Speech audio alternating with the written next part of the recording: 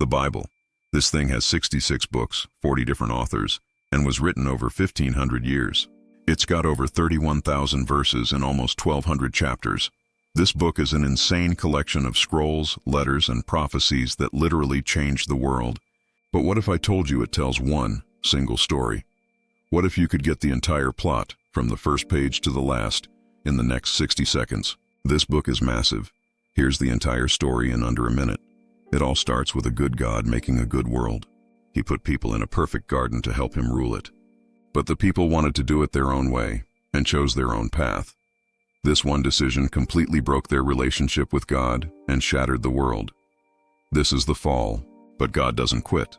He launches the biggest rescue mission ever, starting with a man named Abraham and creating the nation of Israel. He promises that through them, a rescuer is coming. That rescuer is Jesus. He lived a perfect life that no one else could, died a crazy death to pay for all the world's problems, and then rose from the dead, literally defeating death. This is redemption. His followers were then given the power to spread this news, and the story ends with a promise that Jesus will come back to finish the rescue and make the world perfect again. Creation, fall, redemption, restoration. That is the entire story. Okay, that was fast. Insanely fast.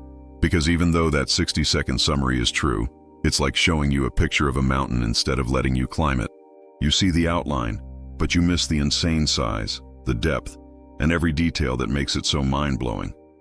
The Bible's story isn't just a list of things that happened. It's a crazy story of love, betrayal, sacrifice, and hope that gets to the core of what it means to be human. So, let's stop. Let's walk through that exact same story again. But this time, we'll hit every key moment that gives it its shape. We're going to dive into this epic 4-act drama and see how every single part points to one person and one insane, massive plan. The story doesn't start with people, it starts with God. The very first sentence is, "In the beginning, God created the heavens and the earth." He creates everything from nothing. He speaks, and boom, light exists. He makes oceans, land, fills the sky with stars and the oceans with life. It's a world of insane order, beauty, and goodness. At every step, God says that it is good.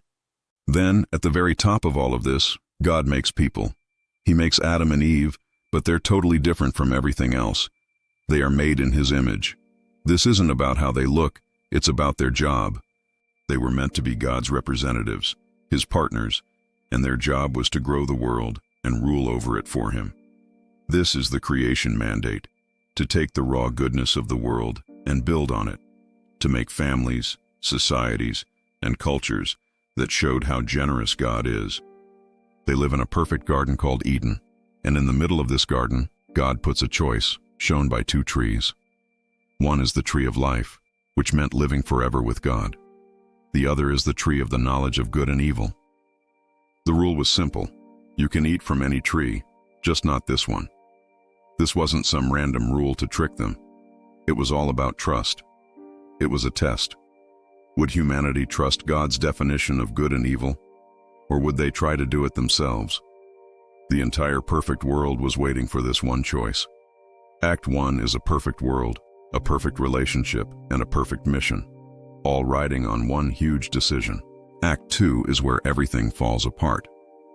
Faced with the choice to either trust God or decide good and evil for themselves, Adam and Eve chose themselves. This is what the Bible calls sin, but it's way more than breaking a rule. It was a complete betrayal of their relationship with God. It was them declaring independence from their Creator.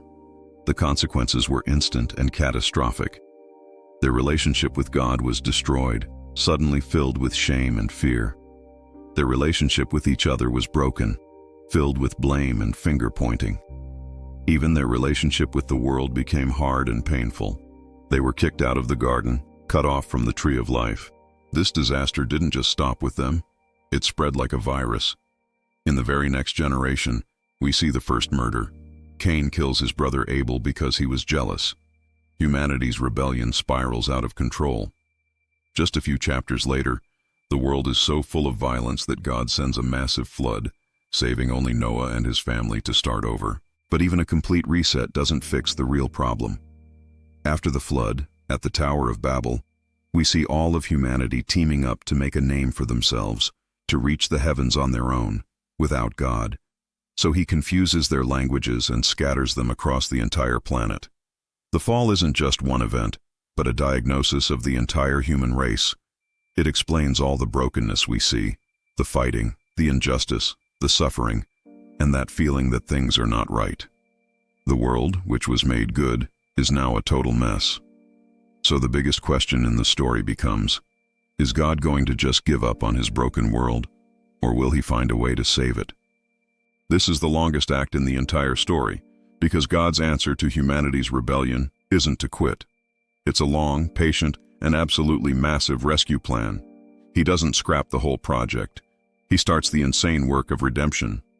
This plan kicks off with a totally random guy, an idol worshiper from Mesopotamia named Abraham, around 2000 BC. God makes a covenant, a binding promise with him. He promises to make Abraham's family into a huge nation, give him land, and most importantly, bless every family on earth through him. This is the fix for the scattering at Babel. Through just one family, God is going to bring everyone back together. This promise is passed down to Abraham's son, Isaac, and his grandson, Jacob, who gets renamed Israel and has 12 sons. These 12 sons become the 12 tribes of Israel. After being slaves in Egypt for hundreds of years, God pulls off a dramatic rescue known as the Exodus. He then leads them to Mount Sinai and gives them the law through Moses. The law, including the 10 Commandments, was never a way to earn God's love.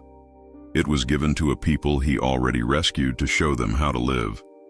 It showed them how holy God was, and by doing that, it proved that Israel, and all of us, could never live up to that standard. A huge part of the law was the sacrificial system. It taught a massive lesson. Sin causes death, and fixing it requires a sacrifice. These sacrifices of perfect animals were a constant reminder that pointed to a future, perfect sacrifice that could deal with sin once and for all. The rest of the Old Testament is Israel's story. It's a crazy cycle of God being faithful and Israel failing over and over. They keep turning away from God, but God keeps sending prophets to call them back and remind them of his promise to send a Messiah, a promised king from King David's family line who would finally save them. These prophets talked about a suffering servant who would die for the sins of the people. This brings us to the climax of the entire Bible. After 400 years of total silence, Jesus shows up. The New Testament says he isn't just another prophet or king, but God himself in human form, the ultimate fulfillment of every single promise God ever made. He taught about the kingdom of God, did miracles that were previews of the world being fixed, and lived a life of perfect obedience, the life Adam, Israel, and all of us failed to live. Then, he went to the cross. His death wasn't an accident. It was the entire reason he came. On the cross, Jesus became the ultimate sacrifice, taking on the weight of every bad thing humanity has ever done. His death was the payment that justice demanded, a redemption that frees everyone from sin and death. But the story doesn't end there. 3 days later, Jesus rose from the grave. The resurrection is God's ultimate victory, proving that Jesus' sacrifice worked and that death itself has been defeated. For 40 days, he appeared to hundreds of his followers, proving he was alive before going up to heaven. Redemption has happened. The way back to God is now open for everyone. The final act of the story is all about the new creation that Jesus' resurrection kicked off. Before he left, Jesus told his followers they would get power from the Holy Spirit to be his witnesses to the ends of the earth. The book of Acts shows this happening. The Spirit comes, and this tiny group of disciples turns into a global movement called the Church. They spread the gospel, the good news, that God's kingdom has arrived in Jesus, and that anyone, Jew or Gentile, can be saved by believing in him. The apostles wrote letters, which are now a huge part of the New Testament, to teach these new communities. But this act is the one we are living in right now. It's called the already, but not yet. The victory has already been won by Jesus, but we haven't seen all the effects yet. The Bible's final book, Revelation, gives us a look at the story's incredible ending. And spoiler alert, it's not about people escaping a dying planet to float on clouds. It's about Jesus returning to finish the restoration he started. Revelation shows a final judgment of evil, and then the start of a new heaven and a new earth.